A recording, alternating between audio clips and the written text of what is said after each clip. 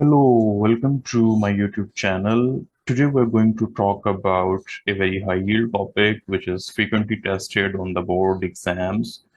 And I'll give you some solid information how to tackle a USMLE style question and how to augment your score in the optimal way.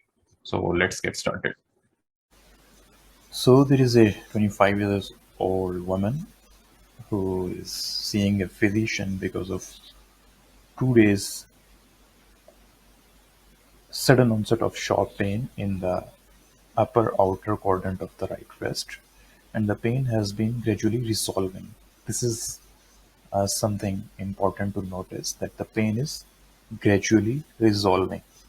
Examination shows a 2 centimeter tender area in the upper outer quadrant of the right breast, and there is no associated mass. There is no associated mass. Again, a high yield exam finding. Which of the following is the most appropriate next step in the management? So, take a pause and think of a likely diagnosis and then reach a particular management step in your head. One, two, three. So the answer is A, which is reassurance. So why the reassurance is the correct answer? Because first of all, age. She is a relatively young female, and the next thing which tells us about the benign nature of the breast mass is sudden onset, like 48 hours after the onset of sharp pain. Like she is seeing a doctor, and the pain was just 2 days ago. Pain started just 2 days ago. So it is not a very chronic history, like in weeks, in months. So I would say that if there is a chance of malignancy, then the pain and the mass, it would be present for weeks rather than days. Or in the vignette, it is mentioned 48 hours, right? Like in hours rather than in days and weeks.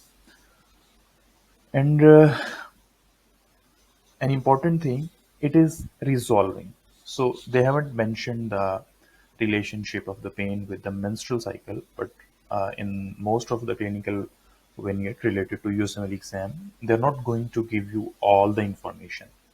So you have to solve the puzzle, and sometimes you have to interpret the question. So they're saying that the pain is gradually resolving. It means pain started, or there was some triggering event, and now the pain is resolving. And in a 25-year-old woman, what can be the triggering event? Most likely the menstrual cycle.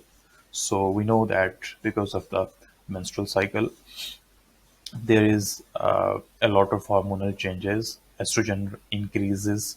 So increase in estrogen leads to the uh, mastalgia, the pain in the breast tissue, right? So this is important, that if it is resolving, and the pain is very short in duration, so you can think that it is a benign process rather than a malignant process. And furthermore, there is tenderness, but there is no mass. There is no lymphadenopathy. There is no erythema. It means there is no mastitis.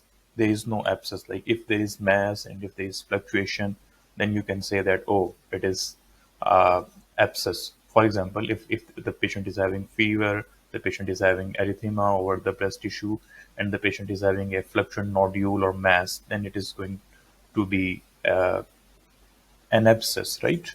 So in this scenario, there is no such finding. So it means it is going to be a benign finding due to a likelihood of cyclical mastalgia, right? Right. So because of the cyclical changes in the females, so it results in the uh, development of pain in the breast tissue. So it is just a very common finding, and all you need is just reassurance, right? So mammography is not indicated in this case.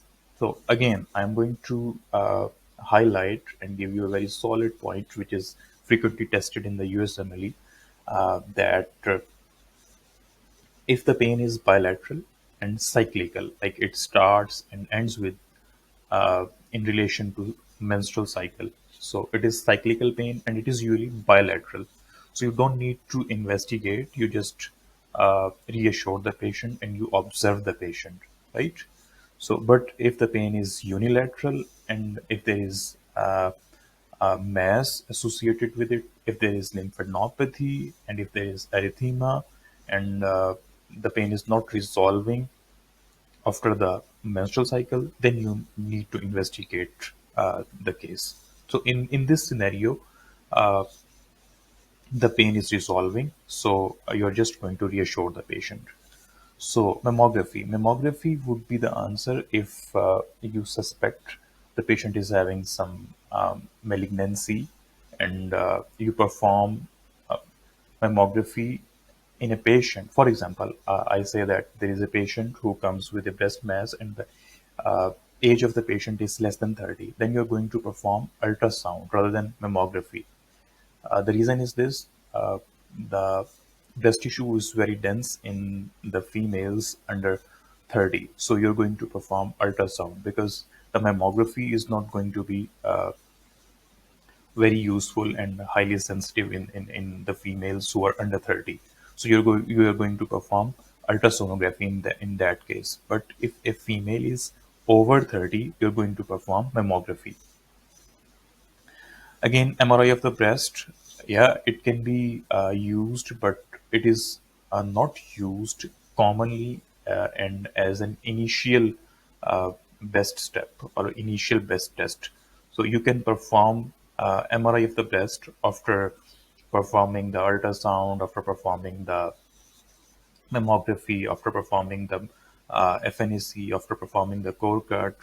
Then you can check for the presence of metastasis. So you can order MRI of the breast. But it is a very wrong and very wrong, put a very big cross on it on MRI of the breast as an initial step. So it is a wrong answer.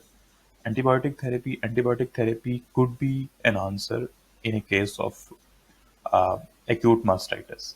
So there is no erythema, there is no fever, and there is no history of trauma or there is no history of lactation.